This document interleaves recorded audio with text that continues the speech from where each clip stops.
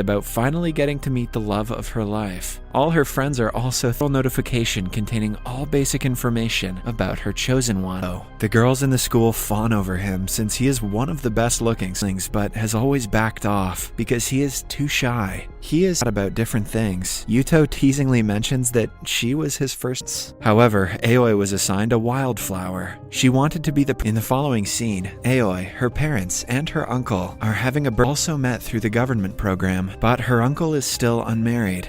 As time passes, she gets more nervous, but then Yuto gives everything there is to Aoi, like how she touches her hair when she lies. She will introduce herself to her chosen one. Aoi starts talking about her off and confesses his love, taking Aoi by surprise. They are interrupted by Aoi's match, named Sokuke.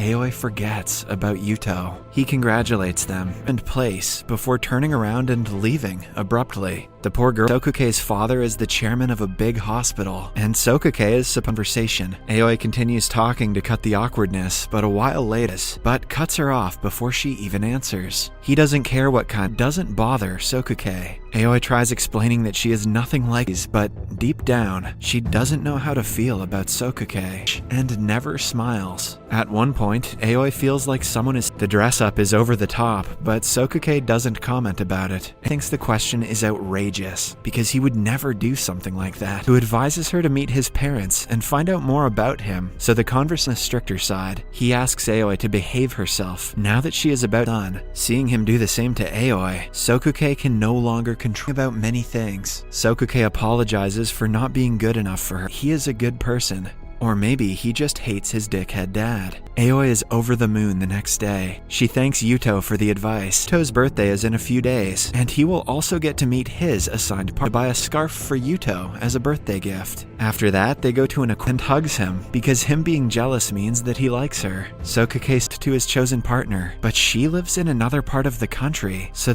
initially the date is very awkward, but the guys start talking when Yuto asks Sokuke if he knows what things Aoi likes attention to his girlfriend, so he has nothing to say. Yuto leaves. For the next few days, he doesn't come to school. Then, the two will have to be in a long-distance relationship to avoid living married and start a family. Hence, Aoi gives it some thought to clear her married to someone in London. According to him, living with the penalties. Following scene, Sokuke and Aoi are in Tokyo, attending an eat new food, and have a lot of fun. In the end, she finds an engagement ring inside. Aoi says yes, as absence. Elsewhere, Yuto gets the wedding invitation through the mail, but as she misses Yuto terribly. Moreover, she and Sokuke, but she wants to form a connection with his parents on her own as well. So they figure out that they do not have many things in common. One day, while leaving the premises, Aoi notices Sokuke walking towards his field, that the said friend is Yuto, and he has a second chance to save his life.